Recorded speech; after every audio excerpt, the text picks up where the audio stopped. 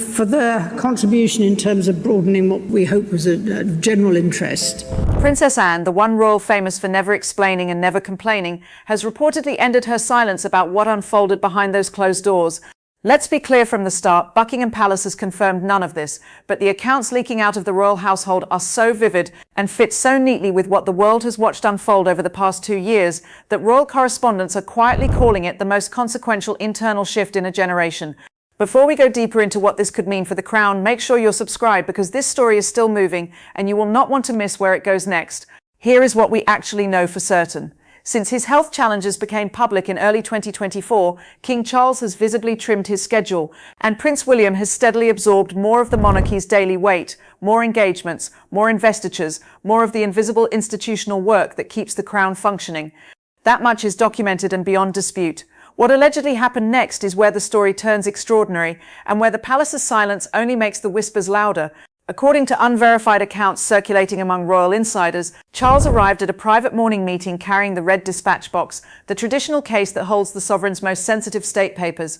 Its presence alone, sources suggest, told everyone present that this was no ordinary conversation. The king, these reports claim, announced that operational control of the crown's daily machinery, scheduling, senior appointments, public strategy, the constitutional briefings that shape every royal decision would now run through his eldest son. Charles would remain monarch, but the engine beneath the throne would answer to William.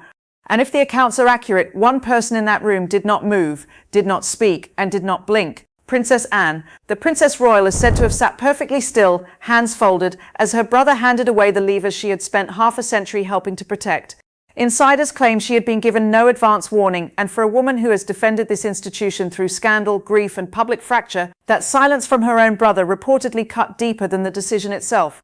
But her reaction, when it finally came, would allegedly change the entire meaning of the transfer, and we'll get to that moment shortly because it is the reason this story exists at all.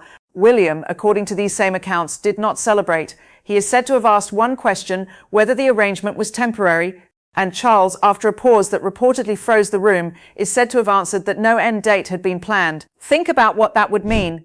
The future king had not been invited to prepare for power. If the whispers are true, power had simply arrived, unannounced, undated, and impossible to hand back. Queen Camilla's reported reaction adds another layer entirely. She is said to have asked whether the new arrangement reached into the king's own household, and the answer, according to sources, was yes. Every operational recommendation, even hers, would now pass across William's desk. The palace has never confirmed any such exchange, and it may never have happened at all, but royal watchers note that questions about access and influence have shadowed every major transition in the family's modern history, and this account spread precisely because it sounds plausible to people who have watched this family for decades. Then comes the moment the entire story turns on. As the meeting broke up, William allegedly reached for the dispatch box, and Anne stopped him.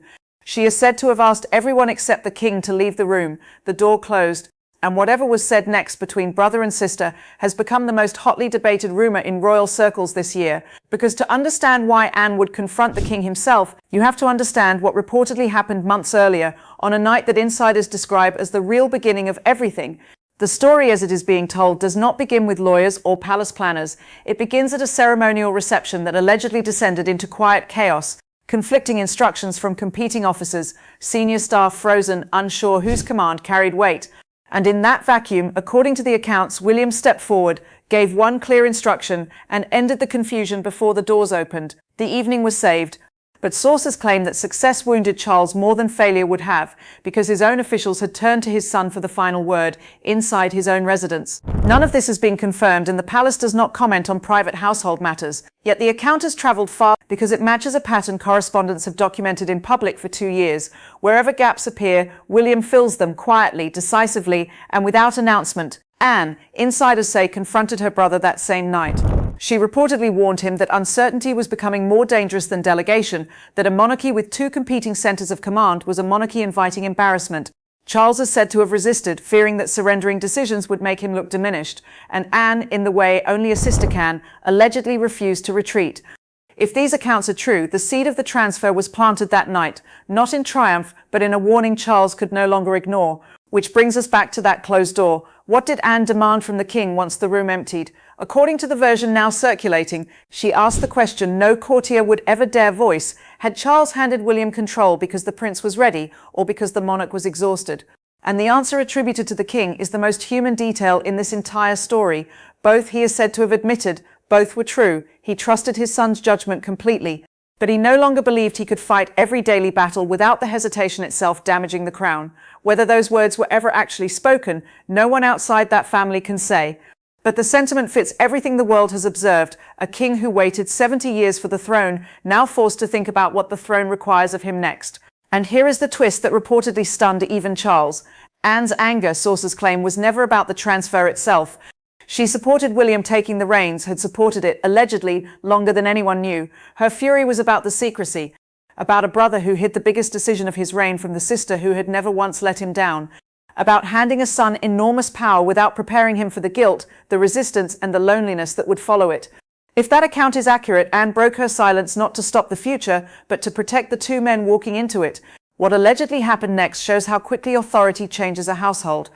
Within days, reports suggest some advisors began routing everything through William, while others quietly kept approaching Charles first, hoping the old channels still worked. Two rival streams of power forming inside one palace, a recipe, historians will tell you, for exactly the kind of confusion that has damaged the monarchy before.